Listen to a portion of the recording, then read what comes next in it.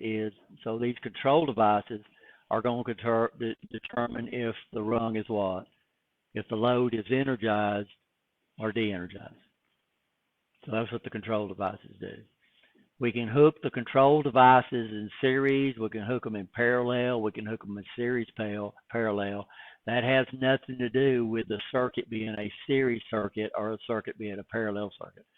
What determines if the circuit is a series circuit or a parallel circuit is how you connect the loads. Everybody understand that? So we only have two types of circuits. We have a series circuit, not a basic circuit. We have a series circuit. We have a basic, we have a, I don't know what to call them. So we have a basic circuit with control devices, one load. We have one load in there. So technically, it's not really a series circuit. Why isn't it a series circuit? So how would you define a series circuit?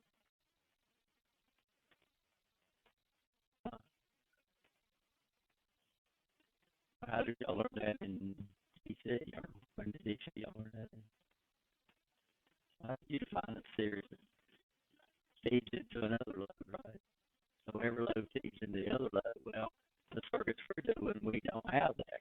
We've only got how many loads? One load. So we refer to these as basic circuits. So we have a basic circuit which consists of everything plus a control device, right? Everybody okay? And then we have parallel circuits. And then we have rungs, and rungs consist of one or more lines. Everybody okay with that? So a line is something that runs horizontal, and it's going to have some type of device in it. It's either going to be a control device in it, or it's going to be a load, right? You understand that? Does that make sense? So the rule is, how many loads can we have per rung? How many loads can we have per rung? Okay, get it straight. A rung is a circuit. The circuit can be either series or parallel. So you can't say one when I say a rung. Yeah, well, that's a line. One load per line, right? Multiple loads per rung, per circuit. We call them rung. We call a circuit rung in this class, right? That makes sense. So one line per one load per line. We can have multiple loads per rung. You need to get those straight. The guy in the PLC book has a problem with that.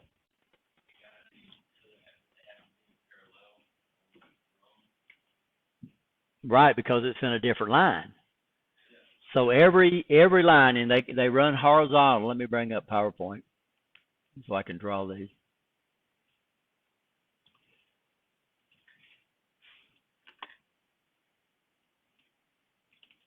And we try to line up these lines so we can give them a line number. So in in motor controls, lines are numbered, right? Not rungs, lines are numbered.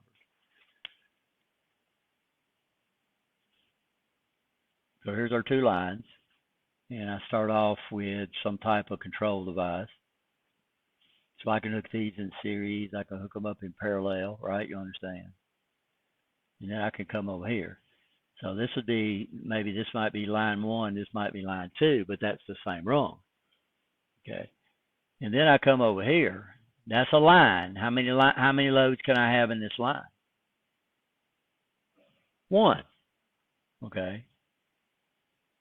Okay, now I can come down here and I can put another line. So anything, these lines run horizontal, and I can put another load right there. So this rung right here has 2 loads. The rung has 2 loads, but how many loads per line? 1.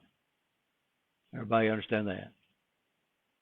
So this would be considered line 1, line 2. What line would this be? Now this would be line 2 because it lines up with that line right there. So any line that any horizontal line that lines up, and they try to do that to reduce the number of line numbers, right? So that would be one. That would be a 2-line rung. And so what we do is we line these things up. Y'all understand that? Because if I came down here and dropped this down to here, then I'd have to give this one what? I'd have to get a different line number. But the problem is, it's it don't need to drop down there, right? You understand? So what they try to do when they draw these lines is they try to line up as many as they possibly can, so that way they only assign one line number. So you see what I'm saying? Let's go back and redraw this. So if I came down here and dropped this down here and put that right there, then you say, well, it don't line up, so I'd have to do what? I would have to give this another line number, but it don't need to be there. I don't need to space it down like that. I can line it up with this line right here, and then we only use one line number.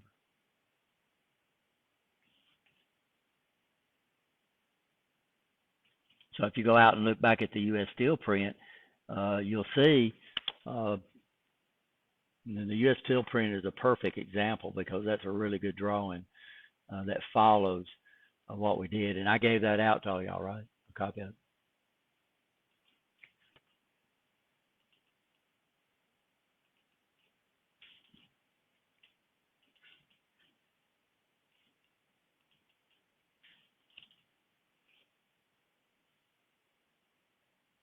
So where do we place line numbers at? Okay, y'all got to learn that. That's on the test. Where are line numbers placed at? That was a wire number. Huh? Well, I just did it. I mean, I just drew them here. Line numbers on the left of L1, right? Okay.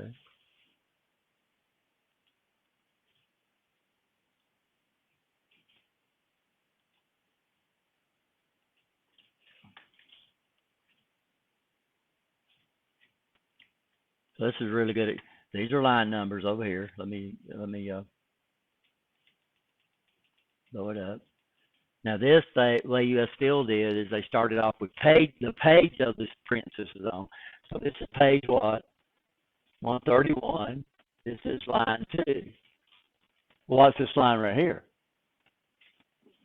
Same line because it lines up horizontally. And that's what they're trying to do. They're trying to line up as many as horizontally so they can have less line numbers, right? You understand? So these are line numbers. And so this right here would be a rung. The whole thing right there would be a rung. These are hooked in loads, one load per line, but I can have multiple loads per rung, right? You understand that? Okay. And of course, this line right here would have the same number as this line right here because it lines up horizontally. So that would be line number 5.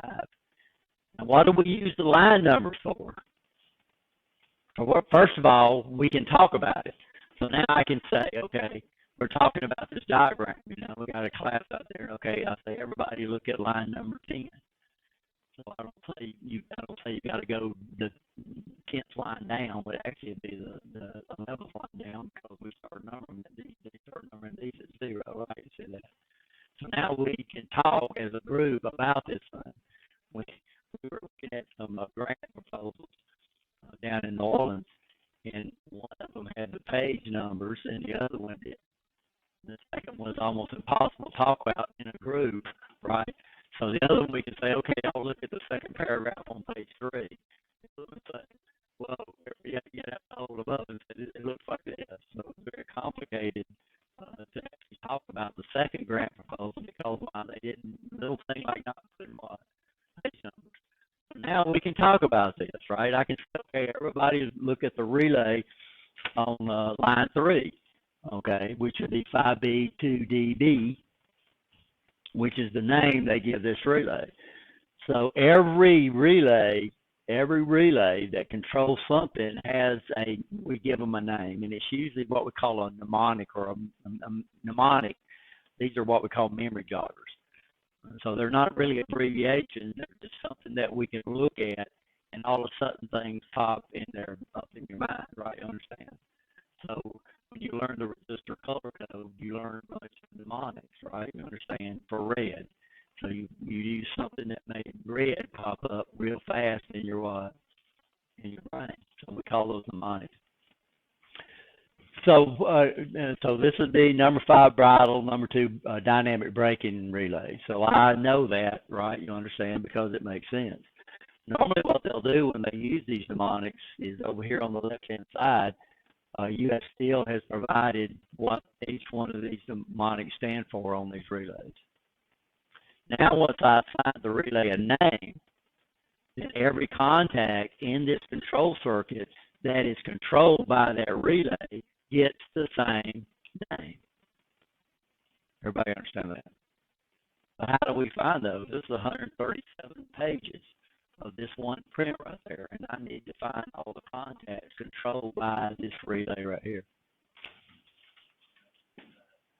Yeah, on the L2 side, which I cut off, we put the line number that all these relays control. We don't have all the lines. How many lines do we go down to? We go down to 25 on this print, and they cut us off.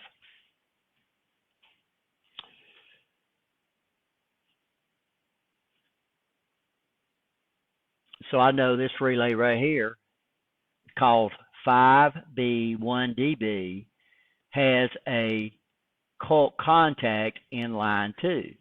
So I find line 2, I look on the load side, and here's the contact right there. We don't have 57. This one is underlined. What does the underline tell me I'm looking for? Tells you I'm looking for Norman Close, right? Controlled by that relay. Everybody understand that? So these are the control devices over here. So control devices go between what? They go between L1 and the load.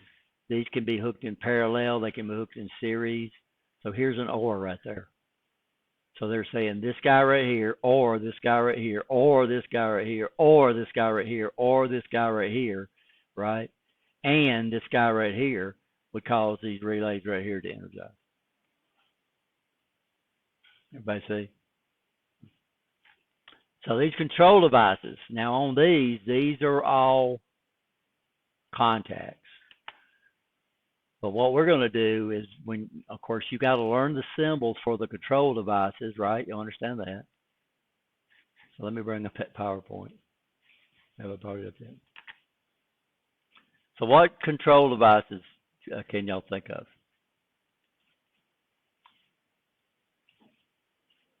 Push buttons, yeah, definitely.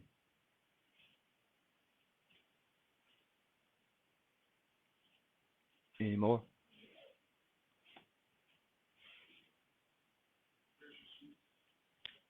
Pressure switches could be.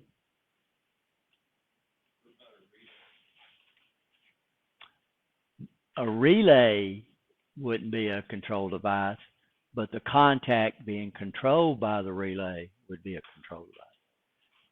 So a relay is a load. It's on the L2 side. So I come over here as an example.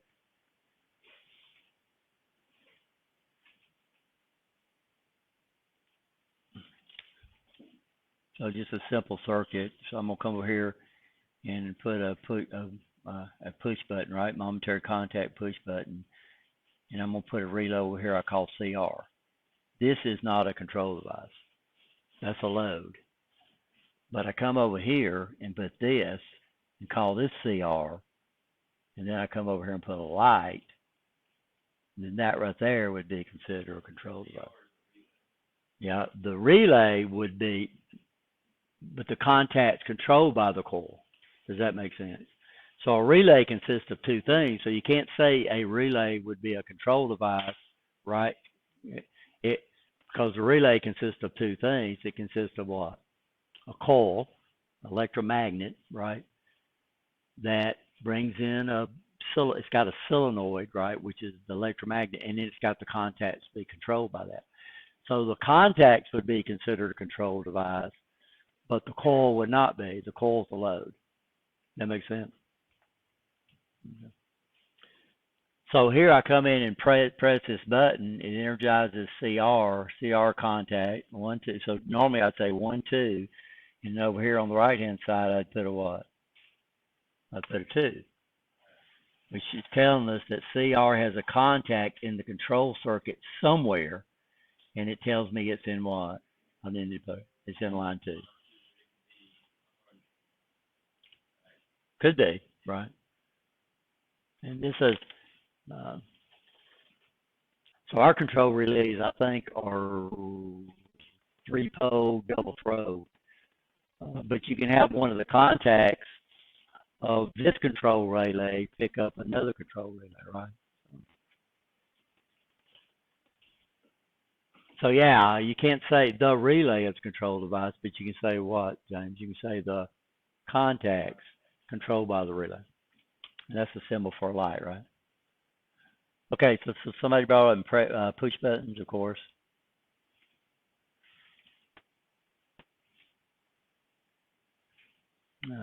Relay contacts.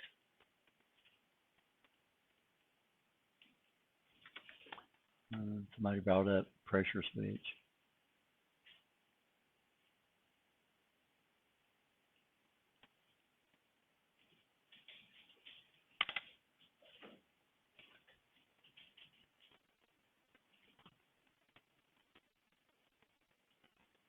Of course, this right here would be manually controlled.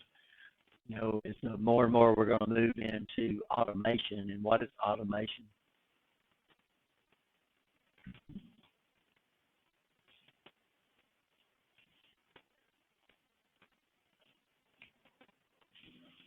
Automation is when we create something with little or no human intervention. So this is where your pressure switches, your other control devices that can be controlled by something besides a human, right? You understand? So this right here would be totally manually controlled.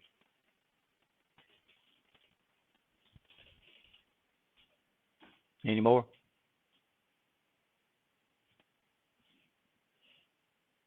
There's a ton of them, guys. Got a tip switch. Anything that ends with a switch, right?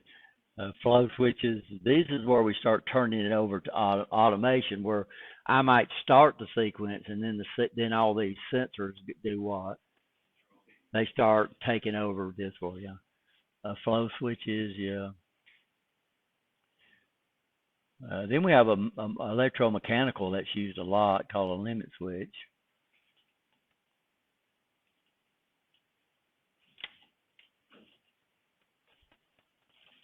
We can go on and on and on, right?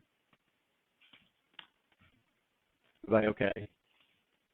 So we have relays, which are not control devices, but contacts of a relay would be considered to be a control device, right? Anything over here on the left-hand side between L1 and load, these are considered to be control devices. These are considered to be loads, right? Everybody okay? So let's go make some more. Temp switch, flow switch, limit switch.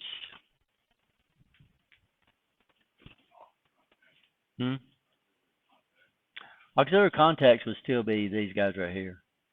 What auxiliary contacts are, we have 3 categories of relays.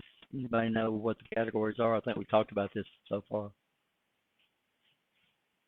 We have what we call a control relay. What is a control relay? But what is a control relay? I just named it CR. That don't mean it's a control relay. It's just a name. What's a control relay? Sort of. A contactor we control something too, but it's got its own name. So auxiliary contacts come into what we call contactors and motor starters. A control relay is a relay that has no contacts in the power circuit. All the contacts of a control relay are in the control circuit. So primarily, just about every control circuit is going to consist of 2 different circuits. It's going to consist of a control circuit, and it's going to consist of a power circuit. So I could come over here, and I could put a contactor. Motor starters are real easy to identify. So motor starters, magnetic motor starters, are going to have an overload right here. Well, it's called its M1. Now I'm not going to put any numbers over here because this guy has no numbers in the control circuit. So normally in the power circuit, we usually draw these using a wiring diagram.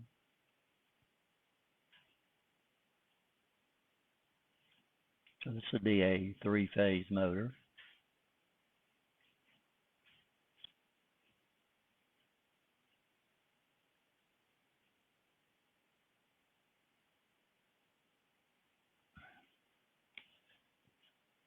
And up here, this is three-phase. This would be L1, L2, or L3, or what they call them in your plant. There's probably going to be there. And I'm going to come over here and label these M1.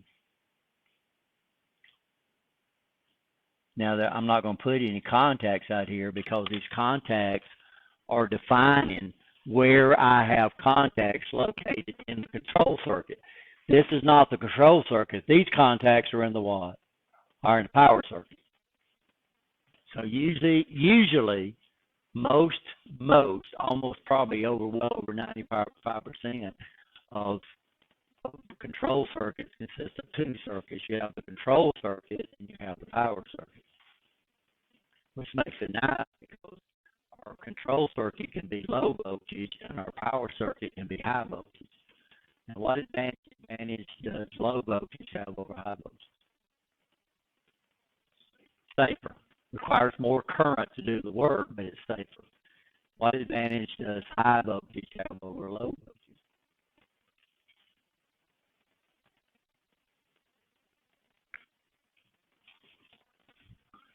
Requires less current to do the work. So the big formula that we're trying to do work in the form of power. Power is equal to I times V, right? You understand that? So I would be equal to P over V. So that means that higher I can make that voltage, the less current is going to be required to provide that power. What advantage does low current have over high current?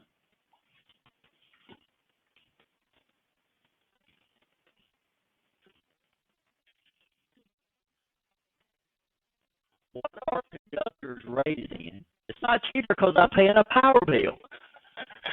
So I'm trying to get 1,000 watts of work. If I do it at 1 volt, it's going to take 1,000 amps. If I do it at 1,000 volts, it's going to take 1 amp, but I'm still paying for what? 1,000 watts of work. Alabama, they don't even say their name is Alabama voltage. They don't say their name is Alabama current. They say it's Alabama power. They're trying to sell you power. So technically, if all our transformers were 100% efficient, when you turn on a 100-watt light bulb in your house, the power company gives you 100 watts. But they do it through transformers. So what are conductors rated?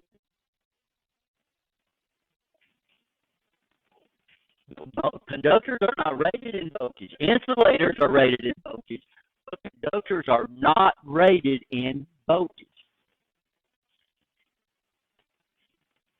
So what are conductors rated in?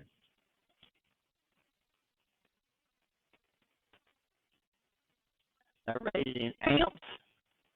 They're rated in ohms per 1,000 feet, and then they're rated at a temperature. So they're rated at 3 different things. Because in conductors, when temperature goes up, resistance goes up. So that means that if I can lower that current, I can use a smaller wire that has more resistance. Right? Understand that? Everybody understand wires have resistance. If I put current through resistance, I get a voltage drop.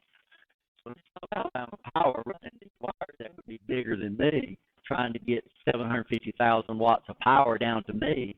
They can step the voltage up to 750,000 volts, and they can send 750,000 watts of power with 1 amp of current. So, why? Because if they try to push that current through a wire resistance, what's going to happen? If you push current through resistance, you get what we call a voltage drop. Alabama Power in TVA call it line loss. That's how much loss they get in the lines. So the higher they can make that voltage, the cheaper it is for them to install. It's not cheaper to run because you're paying for watts. You're not paying for voltage. You're not paying for current. You're paying for watts. So all your high wattage devices are running on 240. All your low wattage devices are running off 120 because now they use smaller wire instead of running it, under the bottom of your house. They can run it through the walls now because the wire gauges are small enough, right? So we have very few wire gauges in our house. Probably the biggest you'll ever see is probably about an 8 gauge. And that's going to be on some sure enough high wattage devices. Too common is, of course, 14 gauge for a 15 amp circuit and then 20 gauge for a 20 amp circuit. So what we try to do is we try to put these high powered loads over here in a power circuit at a high voltage so it takes less current to produce that horsepower, right? You understand? Which means now I can use smaller contact relays. I can use smaller wires, right? You understand? So out there on on the QBOBs, those things are running like the furnaces. They're running like 3,000 horsepower motors on the QBOB furnaces out of USF. They're not going to use it anymore. And those run at 6,600 volts, 6,600 volts. Because if they ran it at 240 volts, the wires would have been as big as this running just to get that much horsepower over there, right? 746 watts, about approximately 746 watts per horsepower. By the way, we're still about the only country using horsepower to rate motors. Everybody else is going to kilowatts, which makes sense. So a control relay is a relay that has no contacts in this circuit right here, in the power circuit. So your contactors, these are relays that have no overloads. So these would run big high wattage loads that don't require overloads, and then your motor starters have overloads. These are overload sensors. And what are motor overloads used for?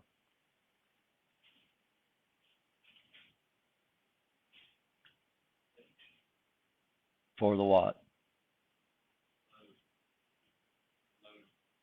Yeah, so what we have to do is we have to come up here and we have to protect this. And normally in industry we use fuses. What advantage does fuses have over circuit breakers? Yeah, a lot cheaper per amp, right? So this horsepower, this motor right here takes, let's just say it's a small motor, 1 horsepower motor. It would try to pull 8 horsepower when it starts, which means 8 times the current. So it means that we would probably rate these guys up here at least 10 amps.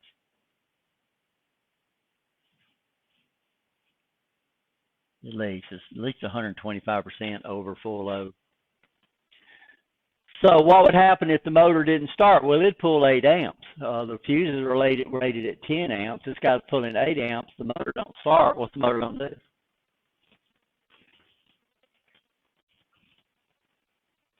What's the motor going to do?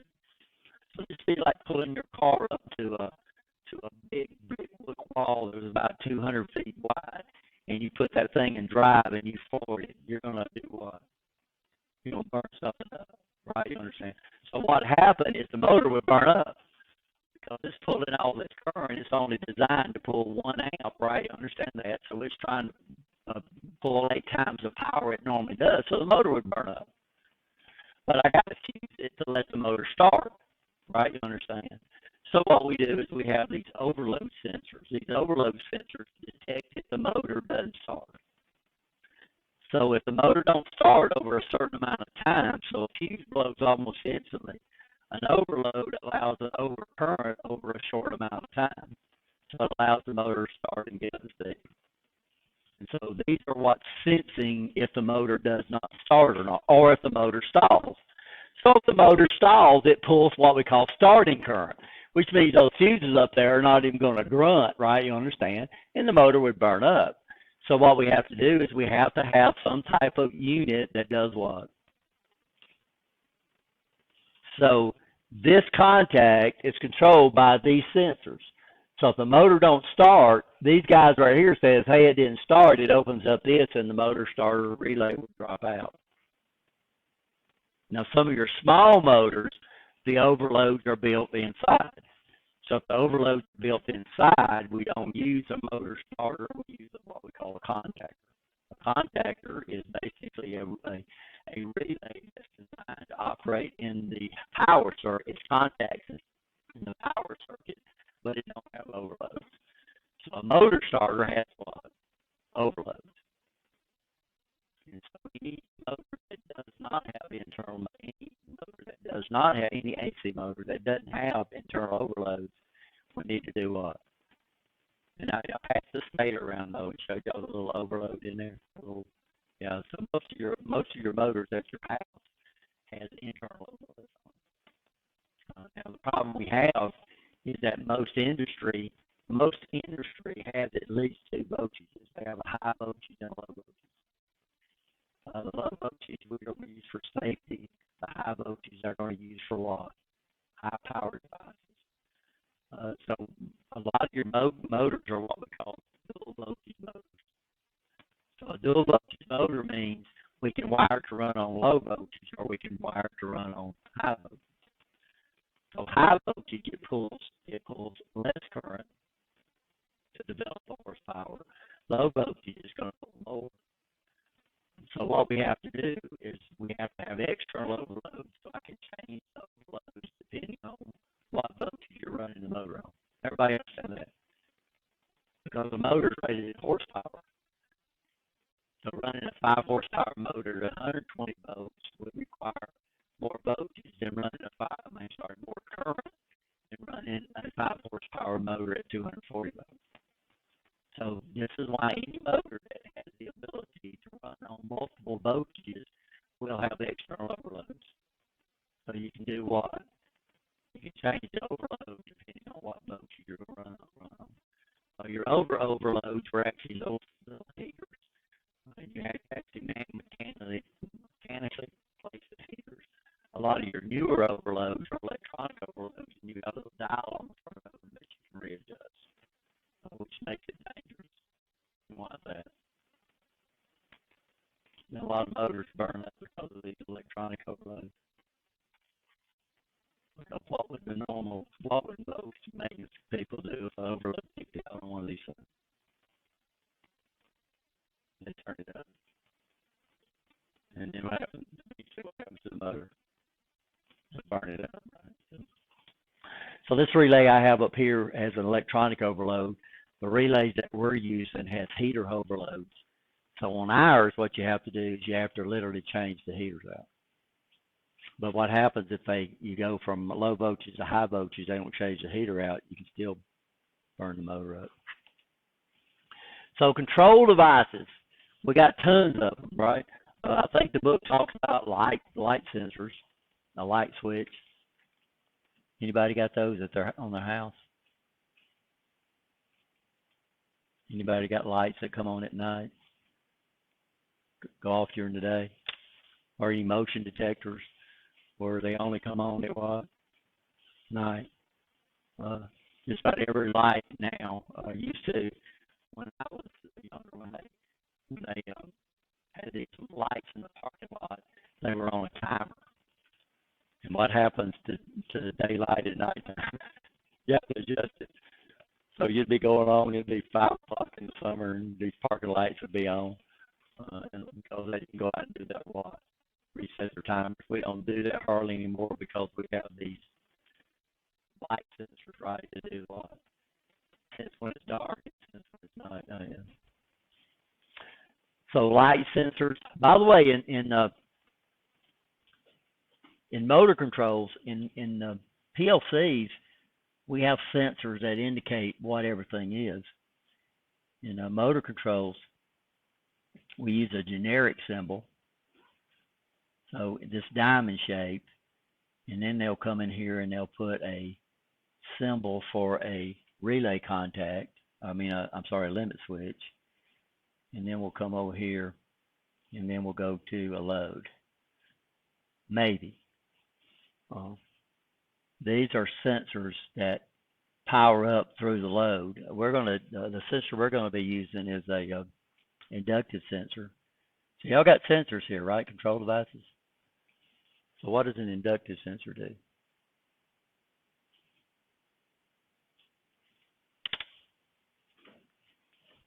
So these are the ones that we're using. We're using inductive sensors in our lab. We got all types of sensors. If you take the sensors class, of course, there's no limit, by the way, if you're not in it. We'll talk about a lot more sensors, about every sensor that we have up here. In this class, we're going to do one sensor. We're going to do an inductive sensor. So with that in this chapter, control devices, it should have been. Everybody know what an inductive sensor is? You ran into this one on your way to school today. Guarantee you ran over at least once. Your car is not a magnet. What's your car? Okay, so inductive sensors are metal detectors. So that's what these things you see buried in. So that's controlling most of our stoplights if they work. This one in front of the college needs to be changed out because it changes all the time. I don't know if you'll notice that. But these are inductive sensors. So inductive sensors, these are our metal detectors. These are electronic sensors, but we're going to be dealing with a 120 volt sensor. So it's rated. It's got a pretty good range, but right now we'll say 120 volts.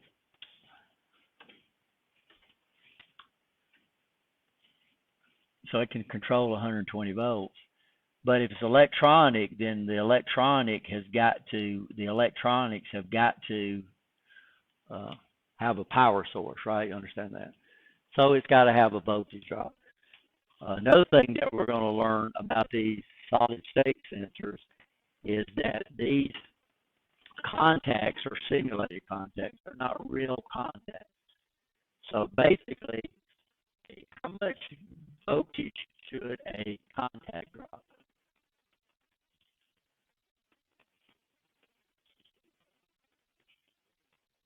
Yeah, in fact, it drops some, but we don't have the ability to measure.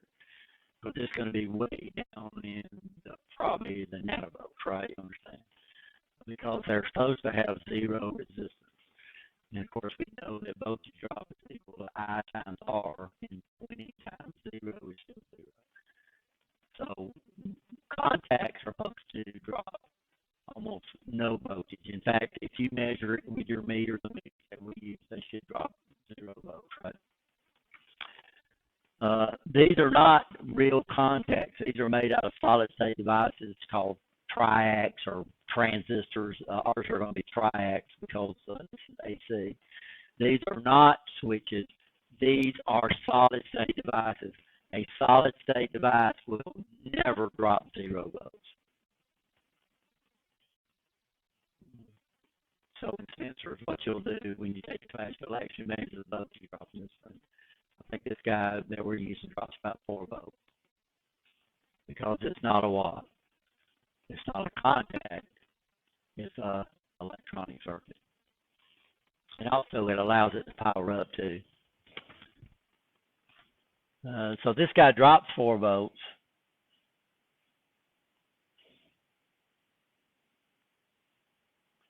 So now it's got a voltage drop. So now we can actually power up through the load. If this is 120 volts, guys, that still leaves 116 volts over here for our relay, which is plenty.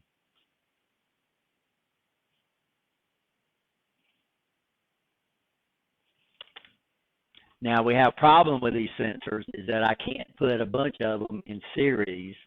Why?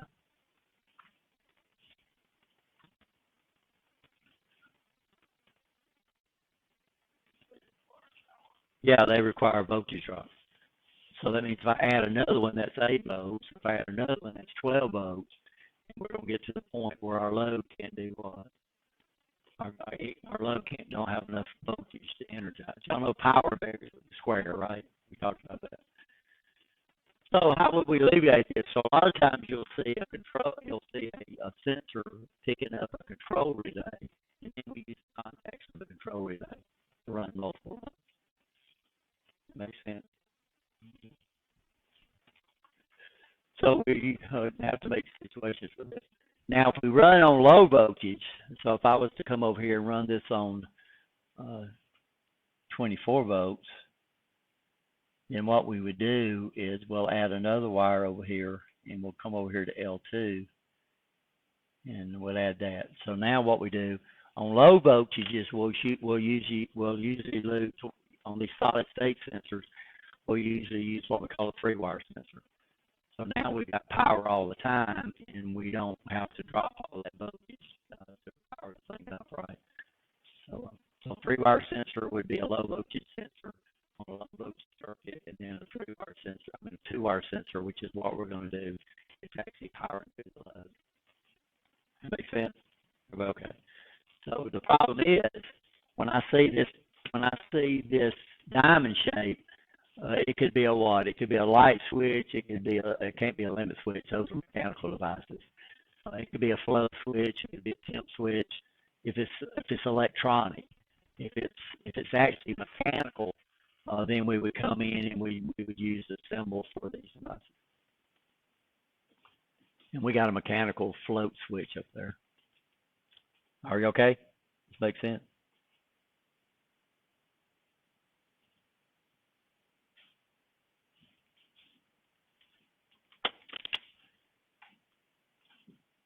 So let's look at our score. Yeah, I still haven't got the right PowerPoint up there. So that is chapter 5 in y'all's book. Chapter 6. Let's see what I got here. Yeah, it says 6.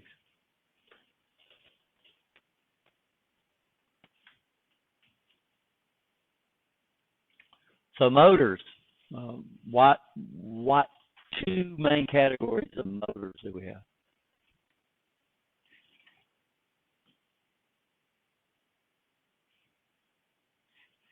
Electrical motors, not fluid power motors. We do have fluid power motors, by the way, but this class we're dealing strictly with electrical motors.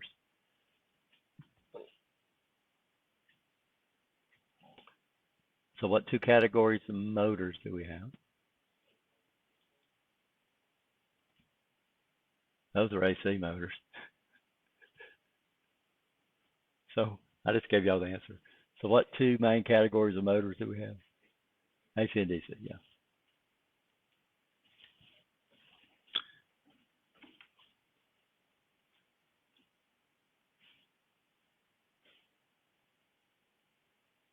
Now, for years, the biggest advantage of DC motors, and they're still out there, like your car operates off of DC.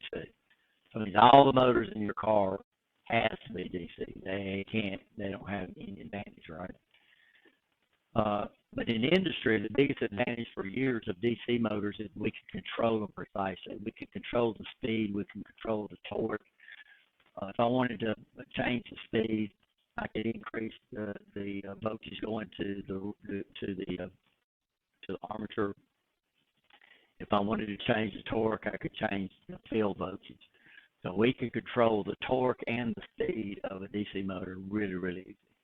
AC motors, for years, and it's still true, what determines the speed of an AC motor, guys?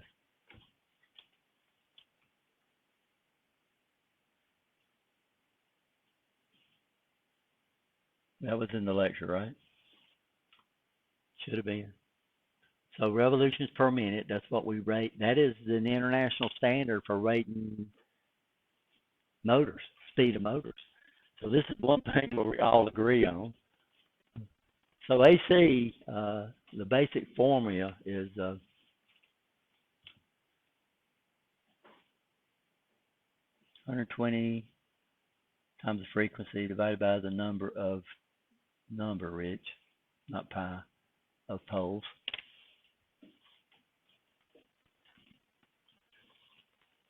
So, what do I mean by poles, by the way? Anybody know? Well, how does electric motors run? What makes them move? What makes electric motors move?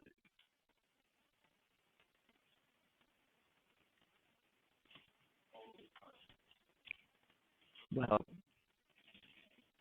you're right there, are moving. But why do we talk about? Oh, I left on myself. So I don't have my magnets in my thing. I took all my show and tell when I went down to the Orleans. So what makes motors move is magnets. It's the retraction. I mean, I'm sorry, the attraction and repulsion of magnetic fields. That's what makes motor work. They can't. We can use permanent magnets on DC motors. We don't really use those on AC motors.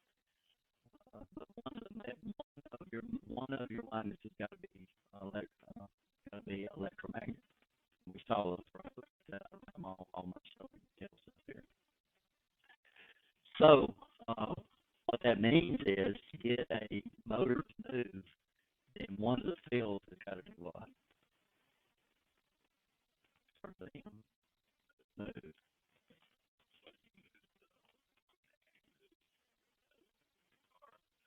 Well, no, besides about AC, we have what we call transform. What does a transformer do? Well, we do what we call induction, where we use the change in magnetic field in one to induce a voltage and a current into another. AC does that for us. So our primary motors that we have in AC refer to as induction motors.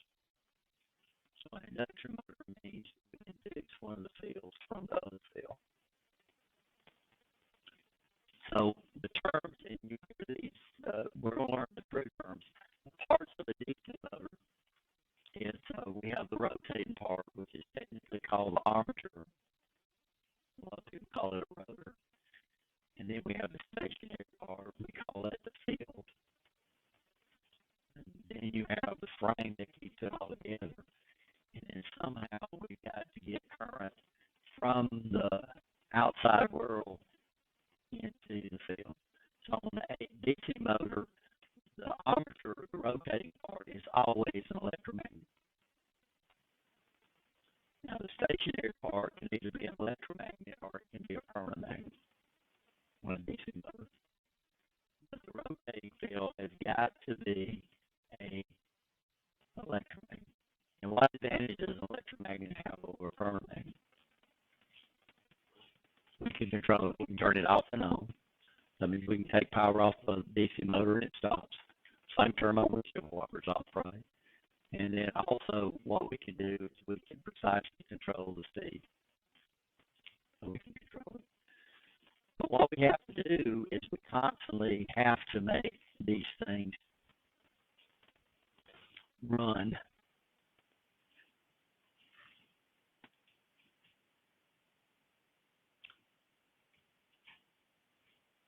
Oh, gosh, this guy has got a great video here.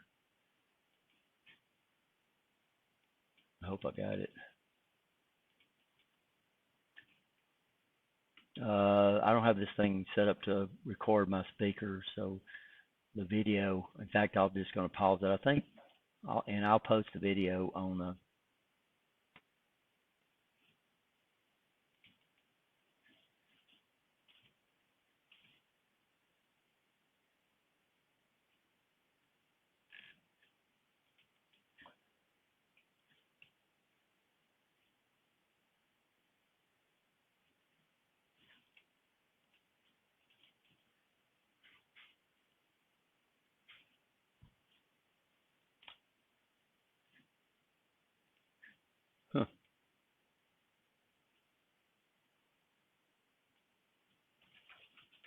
We'll do this, then we'll take a break.